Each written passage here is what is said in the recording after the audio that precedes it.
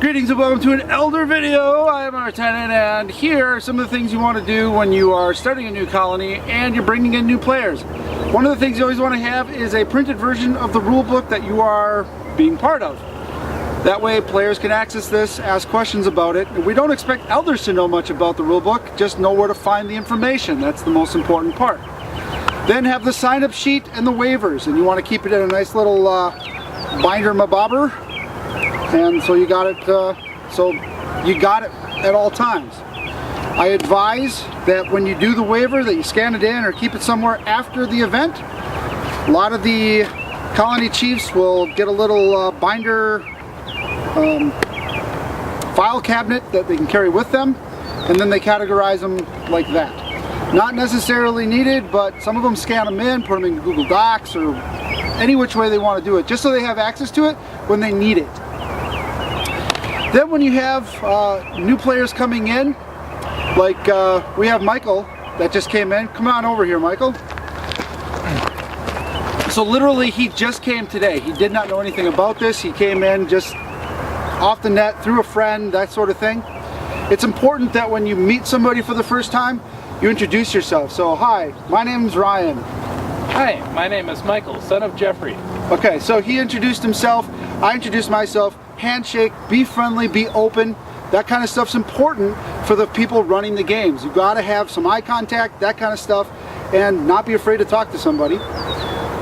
It's a little overwhelming or a little intimidating at first, but once you do it a few times, it's really not that bad. Elders start talking to people, and players, LARPers especially, we typically start talking to each other pretty quickly.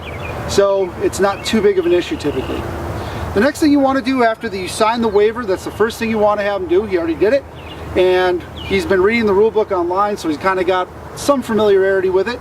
But even if somebody says in the game or just before the game, yeah, I read the rule book, never take that for granted, because everybody interprets rules differently, and that's why we try to do a lot of videos when we put the rule book online, so you can actually see, here's a demonstration of what this really means. And the more videos we have, we find the more people really understand what we were trying to put out there in the wording.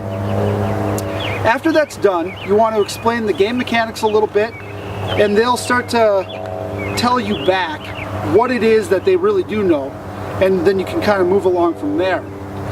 Explain the area a little bit. If you're in a location that has some dangerous areas, like here we're at Maywood. So Michael, we have some parking lot. Don't run into the parking lot. Don't battle on the concrete. Those are things that, you know, we don't want an ankle injury or that sort of thing. There are 2 springs out here and 2 ponds out here. Any water is out of game. All right, so you won't find quest items actually in the river or in the ponds or in the springs. Watch out for muggles. This is a city park, so it's 136 acres. Be courteous to everybody you find out here. And there's a lot of garbage out here typically, so if you find something, you know, put it in your bag or your satchel, bring it on back, and you'll get experience points for helping clean up the realm. It's just something that we help do as a community. So those are the types of things you're explaining. I'm actually explaining to this. He's not heard this before. I'm actually doing this while we're filming. So those are some of the things you want to watch out for. There are fire pits out here. But we don't want you to have fires typically unless there's an elder nearby, because we have to have a fire extinguisher by the fire at all times. And we usually don't have fires unless we get permission from the park ranger. So, though again, these are all things that you explain. We try not to do anything bare feet, because there is glass out here at times, even though you're not supposed to have it. And there's no drinking allowed here as well. If you have to smoke, smoke in the parking lot or out of game areas, unless you have a pipe that's in-game, or you know, something that's medieval looking. So yeah, that's how you want to do it. You can go through with your elders and practice all the different you know, things you want to go through. Like now we're going to probably go through how to do the sword play and how we do medium contact. Those things have to be explained. Michael here has some SCA experience, he's got a lot of Ren Fair experience, and he doesn't have a lot of LARPing experience. So there's a big difference between real contact sports and medieval warfare like SCA, where they concentrate on the actual historic relevance of that kind of stuff.